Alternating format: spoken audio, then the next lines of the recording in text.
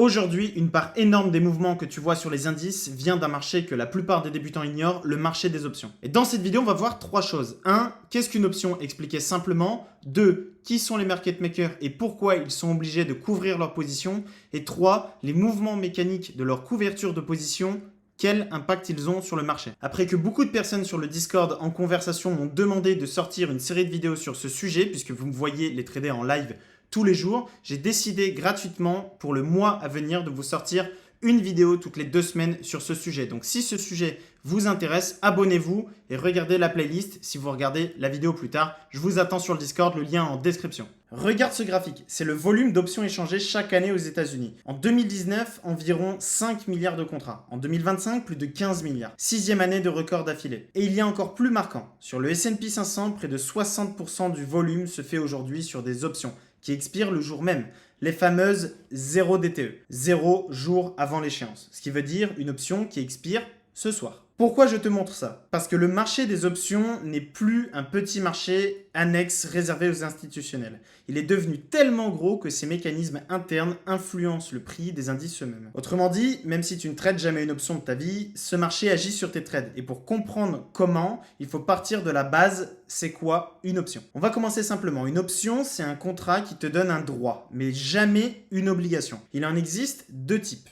Le call qui te donne le droit d'acheter un actif, le put qui te donne le droit de le vendre. Ce droit s'exerce à un prix fixé à l'avance qu'on appelle le strike et il est valable jusqu'à une date précise, l'échéance. Évidemment, ce droit n'est pas gratuit, tu payes une prime pour l'obtenir.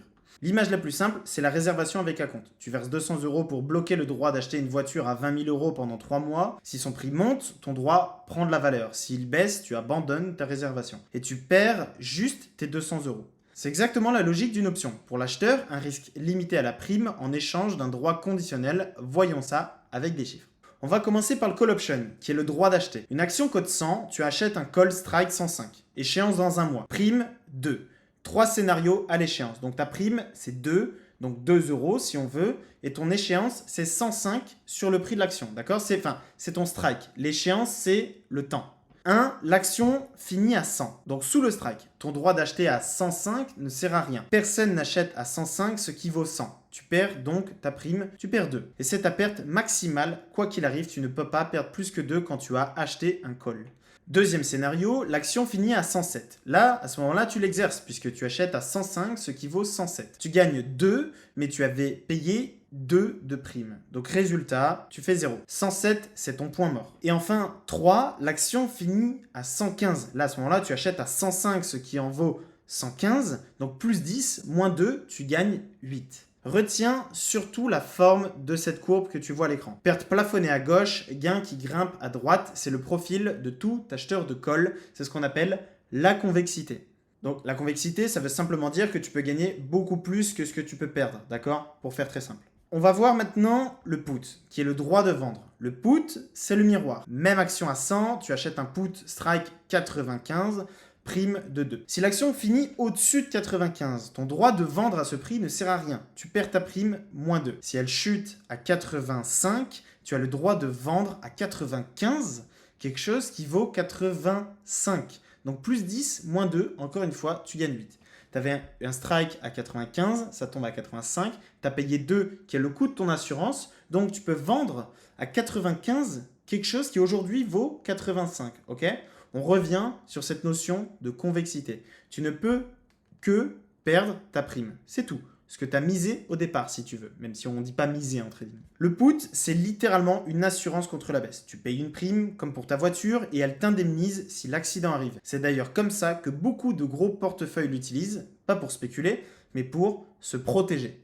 Bien, maintenant la vraie question, celle qui va tout débloquer pour la suite. Quand toi, tu achètes ce call ou ce put, qui te le vend ? Et c'est là on arrive au sujet du market maker, le teneur de marché. Dans l'immense majorité des cas, ce n'est pas un autre particulier qui est en face de toi, c'est un market maker, un teneur de marché. Son métier, c'est simple, coter en permanence un prix acheteur et un prix vendeur sur des milliers d'options et se rémunérer sur l'écart entre les deux qu'on appelle le spread. Un point crucial, le market maker ne te vend pas ton call parce qu'il pense que le marché va baisser. Il n'a pas d'avis. Il te le vend parce que c'est son travail de fournir de la liquidité des milliers de fois par jour. Mais du coup, il a un problème. Regarde le bandeau en bas. En te vendant ce call, il se retrouve avec une position et donc un risque directionnel dont il ne veut absolument pas parce que son métier, ce n'est pas de spéculer, c'est de te fournir un prix à l'achat et à la vente constamment. Et pour mesurer ce risque, il utilise une famille d'indicateurs qu'on appelle les grecs. Alors on va voir rapidement les grecs de base, d'accord? Les grecs, ce sont simplement des mesures de sensibilité, combien ma position gagne ou perd quand quelque chose bouge. Les 4 de base, le delta, qui est la sensibilité au prix du sous-jacent, le gamma, la vitesse à laquelle le delta lui-même change, le θ, l'effet du passage du temps, et le vega, l'effet du changement de volatilité. Pas de panique, on ne va pas tout détailler aujourd'hui. Pour comprendre pourquoi le marché des options fait bouger les indices, un seul nous suffit pour l'instant, le delta. C'est lui qui déclenchera tout le mécanisme. Alors petite pause dans cette vidéo. Ici, cette vidéo s'adresse vraiment aux débutants, ceux qui commencent dans les options. Donc aujourd'hui, on parle du delta, mais on va parler d'autres grecs dans de prochaines vidéos. D'ailleurs, la prochaine vidéo sur cette chaîne, on va détailler tous les grecs, en tout cas les principaux. Donc pensez à vous abonner et mettre la notification. Et aussi, pas d'inquiétude pour ceux qui ne comprennent pas encore tout, c'est normal. C'est un milieu complexe et nouveau peut-être pour vous, mais sur cette chaîne YouTube, je m'engage à gratuitement vous sortir une playlist de vidéos gratuites qui vous permettront de comprendre l'ensemble du marché options et ainsi éviter de payer une formation, je ne sais pas combien, pour avoir finalement très peu de valeur, des scripts sortis de ChatGPT. Tout ça sera gratuit sur cette chaîne, donc on s'abonne et on rejoint le Discord qui est en description. Donc là, on va regarder le delta d'un call et comment est-ce qu'il évolue. Donc le delta, il te dit de combien le prix d'une option bouge quand le sous-jacent bouge d'un point. Un call avec un delta de 0,40, le sous-jacent prend un point, l'option, elle prend environ 0,40. Mais il y a une deuxième lecture, encore plus utile. Le delta, c'est ton exposition équivalente en sous-jacent. Un contrat d'option portant sur 100 actions, détenir un call delta 0,40, c'est être exposé en réalité comme si tu possédais 40 actions. En regardant la courbe que tu vois sur le graphique, le delta, tu te rends compte qu'il n'est pas fixe. Loin sous le strike, il tend vers 0. À la monnaie, il tourne autour de 0,50 et profondément dans la monnaie, il tend vers 1. Donc, pour faire simple, tu prends un strike et au plus le prix baisse, au plus le delta baisse, au plus le prix monte, au plus le delta monte. Puisque c'est probabilité de finir en fait dans la monnaie, donc au-dessus du prix qui nous intéresse, augmente. Le delta, on pourrait aussi le simplifier comme probabilité de finir en gain ou en perte, enfin au-dessus du strike, ok? Pas en gain ou en perte, mais au-dessus du strike. Garde ça en tête. L'exposition d'une option, elle change quand le prix bouge. C'est le détail qui va tout expliquer dans 2 minutes. Le delta hedging. Donc revenons à notre market maker. Il vient de te vendre un call delta 0,40, position vendeuse. Son exposition à lui, c'est moins 40 actions. Si le marché monte, il perd. Or, on l'a dit, il ne veut aucun pari directionnel. Sa solution, elle est d'une simplicité totale. Il achète 40 actions, ou l'équivalent en futur sur l'indice. Moins 40 d'un côté, plus 40 de l'autre, delta global 0, il est couvert. C'est ce qu'on appelle le hedging, le delta hedging. Il a plus en fait actuellement de risque directionnel. Donc c'est ça le delta hedging. Neutraliser l'exposition directionnelle pour ne conserver que ce qui ne l'intéresse, le spread, l'écart entre le prix acheteur et le prix vendeur, pour rappel. Jusqu'ici, tout va bien, sauf que, tu te souviens de la courbe d'avant, le delta, il change quand le prix bouge. Et c'est exactement là que ça devient intéressant pour toi. Donc quand le prix bouge, le market maker, lui, il doit réagir. Le marché monte, le delta de ton call passe de 0,40 à 0,60. Le market maker, lui, il est toujours vendeur de ce call. Son exposition vient de passer de moins 40 à moins 60 actions. Donc sa couverture de 40 actions qu'il avait au départ ne suffit plus. Il est obligé d'en racheter 20 dans un marché qui est déjà en train de monter.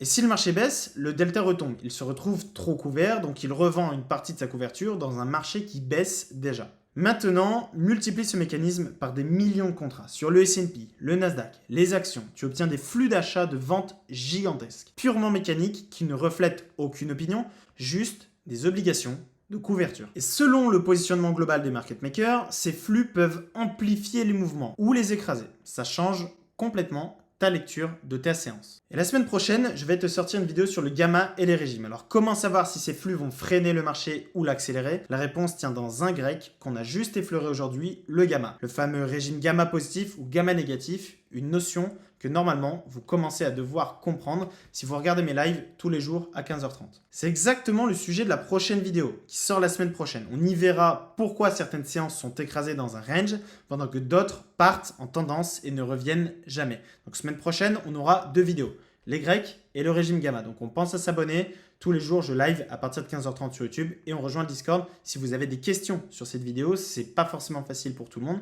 Je suis très accessible, j'y suis tous les jours en fait sur le Discord et c'est gratuit. Donc profitez-en, on rejoint, on s'abonne. Allez, je vous attends. Par contre là, ça devient sérieux parce que j'ai un gros avertissement à te faire. J'ai l'impression que c'est en train de devenir une mode sur les réseaux et donc avant de se quitter, l'avertissement que je t'ai promis, l'analyse des options est en train de devenir une mode. Tu vas voir passer de plus en plus de GEX, de Gamma, de 0 DTE, de les market makers vont pousser le prix ici, souvent partagés par des comptes qui ont découvert le sujet il y a 3 semaines. 2 pièges là-dedans. Le premier, survoler. Utiliser ces outils sans comprendre la mécanique en dessous, c'est pire que de ne pas les connaître. Ça donne l'illusion de comprendre et l'illusion de comprendre. En trading, ça coûte cher. Ça coûte très cher.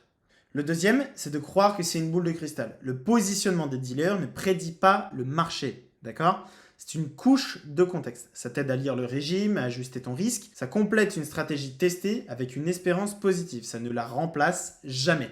Ce n'est pas une stratégie. Aucun flux de couverture ne sauvera un plan de trading qui n'existe pas. Donc intéresse-toi à ce sujet sérieusement, creuse, prends le temps. Ne répète jamais des buzzwords. Alors, s'il y a quelque chose à retenir, on va récapituler en 10 secondes.